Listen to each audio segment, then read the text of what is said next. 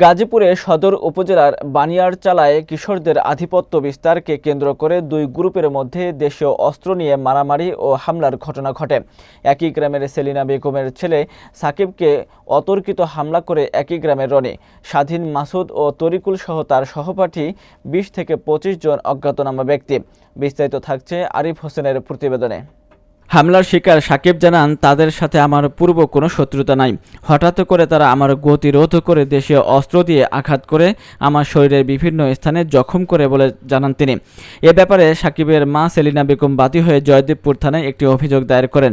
জয়দেবপুর থানার এসআই রেজাউল সাহেব অভিযোগের সত্যতা নিশ্চিত করে বলেন, বাদীর অভিযোগের ভিত্তিতে প্রাথমিক তদন্ত করেছে। স্থানীয় ব্যক্তিবর্গ সহ বাদী বিবাদের উপস্থিতিতে এলাকার গণ্যমান্য ব্যক্তিবর্গরা আপোষ মীমাংসার প্রস্তাব করেন। উভয় পক্ষের সম্মতিতে আপোষ মীমাংসা প্রক্রিয়াধীন। তিনি আরও বলেন, যদি আপোষ মীমাংসা না হয় তাহলে আইনগত ব্যবস্থা অব্যাহত থাকবে বলে জানান তিনি। আমি বলছিলাম মারিনি, পরে আবার ওরা হঠাৎ করে আইছে, মেলার মধ্যে কেউ নাই, মেলা পুরোপুরি খালি হয়ে যেতেছে, মানে শেষ হয়ে যেতেছে, শেষ টাইম আর কি।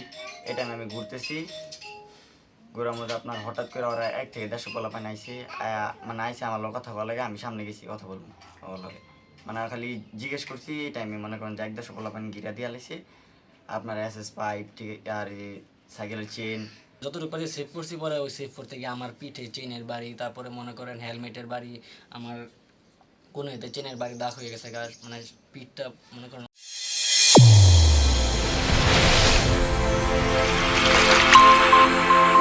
চ্যানেল A1 হৃদয়ের স্পন্দন।